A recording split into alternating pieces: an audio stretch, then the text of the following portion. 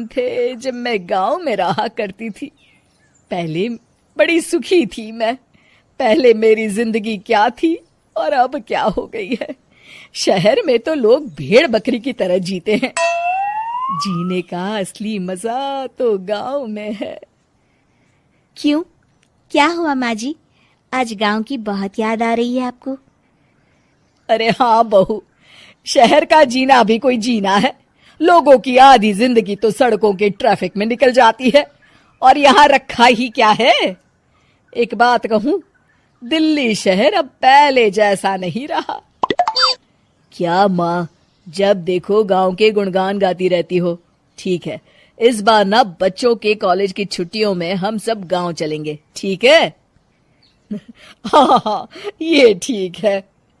फिर कुछ दिनों के बाद सारा परिवार अपने गांव चला जाता है। अरे वाह, कितनी ताजी और साफ हवा है, कितनी शांति है यहाँ। चल बहू, अब बढ़िया सा खाना बना दे, मजे से आंगन में बैठ के खाएंगे।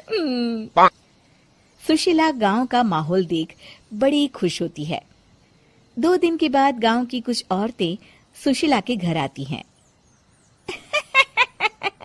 बड़े दिनों के बाद गांव आई है सुशीला। हमें तो लगा कि तू शहर जाके गांव को भूल गई। और बतिया, तेरी बहू कैसी है? जरा मिलवा तो उससे। अरे मेरी बहू तो लाखों में एक है। बड़ी किस्मत वाली हूँ मैं जो मुझे जानकी जैसी बहू मिली है। हमेशा मेरी सेवा में लगी रहती है और आज तक कभी पलटकर जवाब नहीं दिया उसने। सुशीला की बातें सुनकर सभी औरतें हंसने लगती है।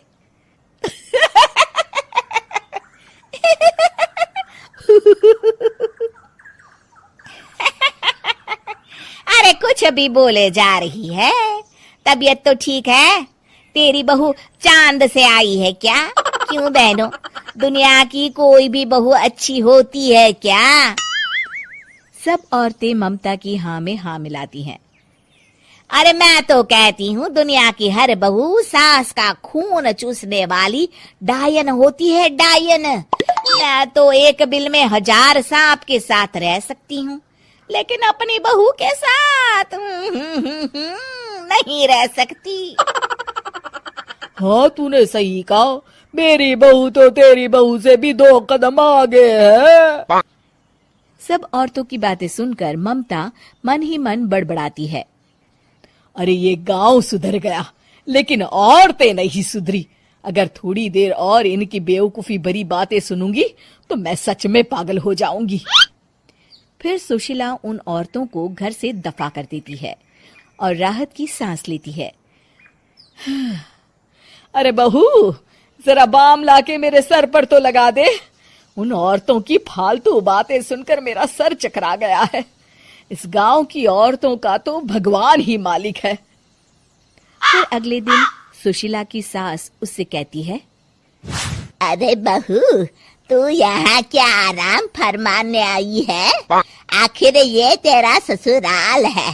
चल चल, घर के कामों में हाथ बटा। शहर में कुछ काम धाम तो करती नहीं है। जरा अपने आप को तो देख, कितनी मोटी हो गई है। सारा दिन घर का काम करने के बाद शाम को सुशीला, हाय मेरी कमर, हाय मेरे पैरों ने तो जवाब दे दिया। आज तो मुझसे मक्खी भी न मारी जाएगी। अरे बहू, जरा आकर मेरे हाथ पैर तो दबा दे। जी माँ जी, अभी आती हूँ। तभी सुशीला की सास जानकी को रोकते हुए कहती है, अरे रुक जा बहू, एक दिन काम करके इसको इसकी नानी याद आ गई। हम लोग तो रोज इतना काम करते हैं, कोई जरूरत नहीं इसके हाथ पैर दबाने की। सुबह तक सब ठीक हो जाएगा। सुशीला अपनी सास की बातें सुनकर हैरान रह जाती है। इस तरह धीरे धीरे गांव आने के बाद सुशीला की परेशानी शुरू हो जाती है। फिर एक दिन, अरे आज तो मैं कपिल शर्मा देखूंगी क्योंकि आज संडे है। सुशीला जैसे ही टीवी ऑन करती है तभी बिजली कट जाती है। अरे सत्यानाश, इस बिजली को भी अभी जाना था। इतने दिनों से मैं टीवी सीरियल देख नहीं पाई। हमारा देश इतनी तरक्की कर रहा है, अरे पता नहीं ये गांव कब सुधरेगा। अरे अब तो 2 दिनों के लिए बिजली को भूल जा, ये तो यहाँ रोज की बात है। अब इस अंधेरे में रहने की आदत डाल ले। हाँ। हे भगवान, अब क्या होगा? ऊपर से इन मच्छरों ने जीना हराम कर रखा है। दूसरी तरफ घर के काम कर करके और बिना किसी सुविधा के सुशीला तंग आ जाती है और उसे शहरी जीवन याद आने लगता है। क्यों माँ, मजा आ रहा है ना? अरे आपने ऐसी सूरत क्यों बना रखी है? मुस्कुराइए, अब हम गांव में हैं। मोहन के साथ जानकी भी अपनी सास की खिंचाई करती है। हाँ हाँ माँ जी, आप ही तो यहाँ की बड़ी तारीफ कर रही थी।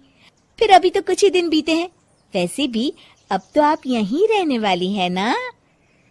अरे नहीं नहीं बहू, मैं एक दिन और यहाँ रुकी तो मर जाऊंगी।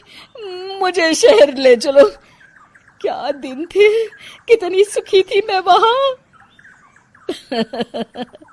ठीक है माँ, हम कल ही वापस शहर चले जाएंगे।